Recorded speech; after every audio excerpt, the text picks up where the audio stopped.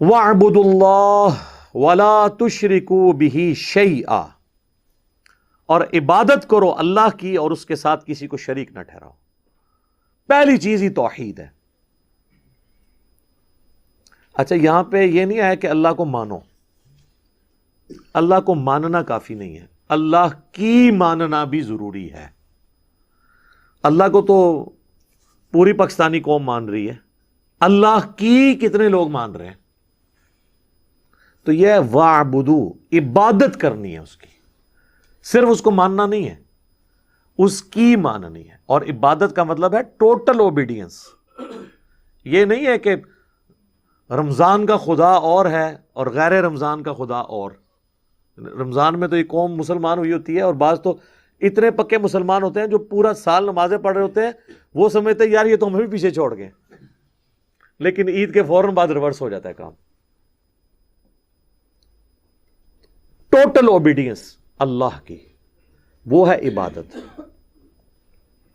وَلَقَدْ بَعَثْنَا فِي كُلِّ أُمَّةٍ رَسُولًا أَنِ اعْبُدُوا اللَّهَ وَاجْتَنِبُوا الطَّاغُوتَ، ہم نے ہر قوم میں کوئی نہ کوئی رسول بھیجا ایک ہی بنیادی دعوت کے ساتھ کہ عبادت اللہ کی کرنی ہے اور طاغوت کی نفی کرنی ہے، یعنی اللہ کے مقابلے پہ جو بھی کھڑا ہے، چاہے وہ انسانوں میں شیاطین ہوں یا جنات میں شیاطین، یا ان کے اعلی کار یا ان کی تعلیمات، اس کے خلاف تم نے کھڑا ہونا ہے۔ اللہ کی ماننا یہ ہے کہ اللہ نے اپنے پیغمبروں کے ذریعے جو آسمانوں سے دین نازل کیا ہے اس کو فالو کرنا ہے۔ دین اس زمین کی چیز نہیں ہے، دین آسمانوں سے نازل ہوا ہے۔ ہاں، زمین میں سمجھا جاتا ہے لیکن اس کے اندر کوئی تبدیلی نہیں کر سکتا۔ تو بنیادی دعوت عبادت کرنی ہے اللہ کی اور اس کے ساتھ کسی کو شریک نہیں ٹھہرانا۔ اب عبادت کے اندر جو دو بنیادی چیزیں ہیں جو ہم ہر نماز میں اقرار کرتے ہیں، ایاک نعبد و ایاک نستعین، اے اللہ عبادت بھی تیری کریں گے اور عبادت کی اعلیٰ ترین شکل و ایاک نستعین، دعا مدد، وہ بھی تجھی سے مانگیں گے اور کسی سے دعا نہیں کریں گے۔ اب عبادت کی کیٹیگری میں جتنی بھی چیزیں فال کریں گی، نماز، روزہ، حج، زکوٰۃ، نذر، نیاز، جو بھی عبادت کی کیٹیگری میں چیزیں فال کرتی ہیں وہ سب کی سب خالصتاً اللہ کے لیے ہوں گی۔ یہ ہے ایاک نعبد، اور ایاک نستعین بھی اسی میں شامل ہے۔ جامعہ ترمذی میں حدیث ہے الدعاء هو العبادہ، دعا ہی تو عبادت ہے۔ اور پھر نبی الاسلام نے اس کے ساتھ سورۃ المؤمن، جسے سورہ غافر کہتے ہیں، اس کی آیت نمبر 60 تلاوت کی، وقال ربکم ادعونی استجب لکم، اے میرے بندو، اور تمہارے رب نے فرمایا کہ اے میرے بندو مجھ سے مانگو میں تمہاری دعا قبول کروں گا، بے شک جو میری عبادت سے تکبر کرتے ہیں۔ بات دعا کی ہوئی اور ذکر آیا عبادت سے تکبر کرتے ہیں، یعنی جو دعا مانگنے سے کتراتے ہیں، میں انہیں ذلیل و خوار کر کے جہنم میں داخل کروں گا۔ اللہم اجرنا من النار، آمین۔ تو نبی علیہ السلام نے اپنی بات کی دلیل میں آیت پڑھی قرآن کی کہ دعا ہی تو عبادت ہے۔ اب اللہ کو پتا تھا سب سے زیادہ شرک ہونا ہی دعا میں ہے۔ دیکھ لیں، جو اللہ کی نماز بھی پڑھ رہے ہیں نا، نماز کے بعد وہ بھی کہہ رہے ہیں المدد یا غوث اعظم، ان کو یہ نہیں پتا کہ یہ شیخ عبد القادر جیلانی کی عبادت ہو رہی ہے۔ وہ کہیں گے نہیں جی میں عبادت تو اللہ کی کرتا ہوں۔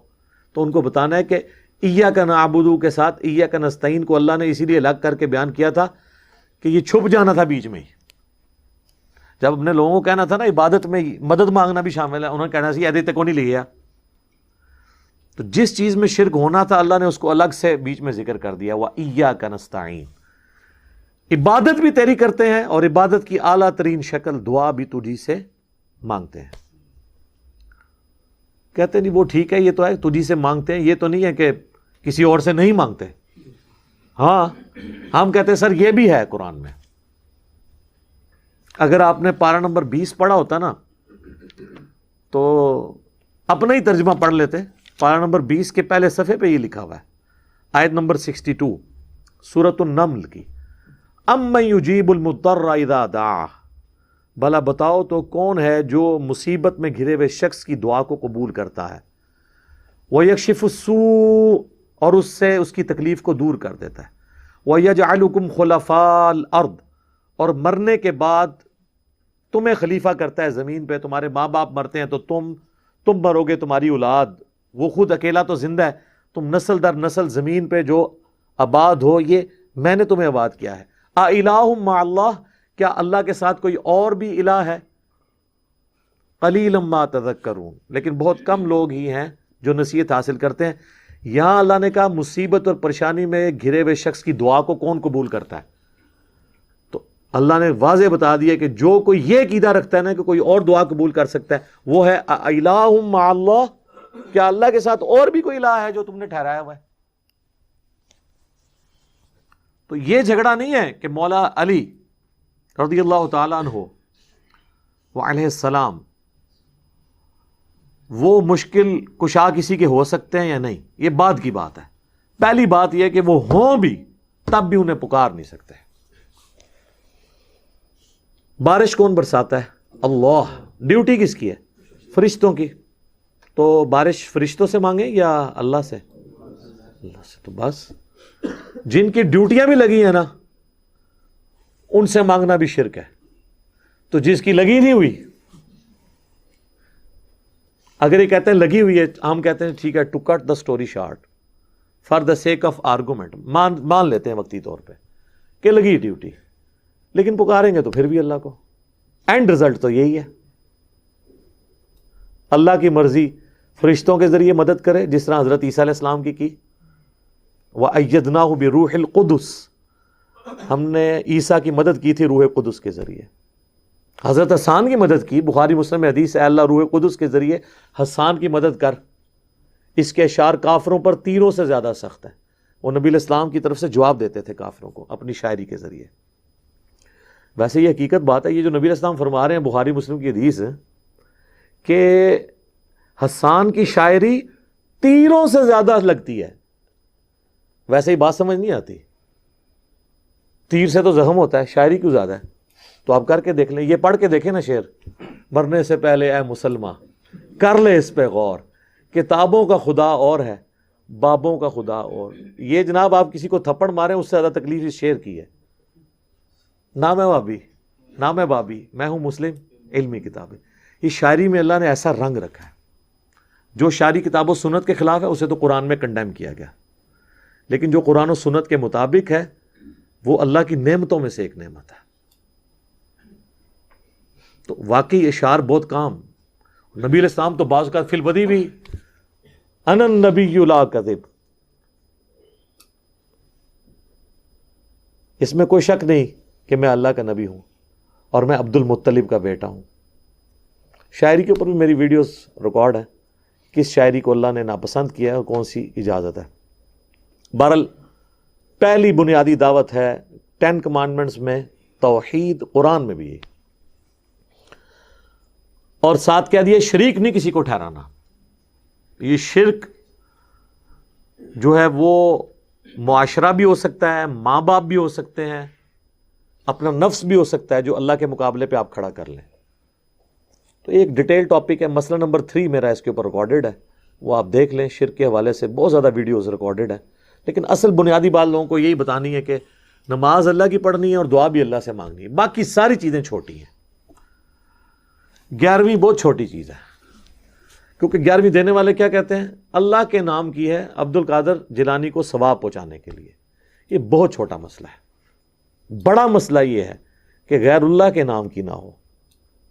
میت کی طرف سے کوئی صدقہ اور خیرات کر سکتا ہے, اس کے اوپر کوئی اختلاف رائے ہو سکتا ہے, لیکن یہ شرک کے لیول کی چیز نہیں ہے. لیکن اگر کوئی کہے کہ میں صدقہ اور خیرات کروں اور عبد القادر جیلانی میری مدد کریں گے, یا میں داتا دربار پہ دودھ 11ویں کے اوپر چڑھاؤں گا تو میری بھینسیں جو ہیں وہ دودھ دینا بند نہیں کریں گی, تو اب یہ سیدھا سیدھا شرک ہو جائے گا, کیونکہ عقیدہ آپ نے غلط جوڑ لیا. یہ آسٹریلین گائے جو ہے وہ کس مزار پہ جاتی ہے؟ کوئی اجمیری کو بغدادی کو لاہوری گائے بھی ہے جڑی دودھ دیندی ہو جو آسٹریلین گاہ دیندی ہے, تو آسٹریلیا سب تو بڑا بزرگ ہو گیا پھر سے. یہ دنیا بقدر ایفرٹ ہے, جس نے کوئی ایفرٹ پٹ کی ہے وہ دنیا میں لیس للانسان الا ما سعی, جو کوشش کرے گا. یہ اللہ کی گائے ہیں, اللہ کی بھینسیں ہیں, اور اللہ نے انسان کو عقل دی ہے, ان کی صحیح طریقے سے خوراک اور پرورش کی جائے اور باقی جو سائنٹیفک فیکٹس اللہ تعالیٰ نے انسانوں کو بتائے ہیں اس کے ذریعے انسان نے ترقی کر لی ہے. اس میں تو بزرگوں کو تو کوئی لینا دینا ہی نہیں ہے. آپ یقین کریں، آپ ذرا یوٹیوب کے اوپر ویڈیوز دیکھیں فارم ہاؤسز کی، نیوزی لینڈ کے، آسٹریلیا کے، اتنی خوبصورت بکریاں ہیں، وہ ایک طرح کے سائز کی، اور وہ ایسی ٹرینڈ بکریاں ہیں، وہ جا کے مشینوں پہ خود کھڑی ہوتی ہیں، ان کا دودھ دویا جاتا ہے، دوسری طرف سے باہر نکلتی ہیں. ہماری کوئی مزار والی بکری تو اس طرح کا دودھ دے ہی نہیں سکتی اتنا زیادہ، نہ وہ اتنی خوبصورت ہوتی ہے. اور انہوں نے تو لاکھوں کی تعداد میں فارم ہاؤسز میں رکھی ہوئی ہیں، تو وہ کدھر سے آ گئی ہیں؟ ٹھیک ہے نا. وہ اللہ تعالیٰ کی بکری ہیں، پیدا اللہ نے کی ہیں. باقی انہوں نے جو سائنٹیفکلی انہوں نے اپنی ان پٹ دی ہے، اللہ تعالیٰ نے اس میں برکت ڈال دی.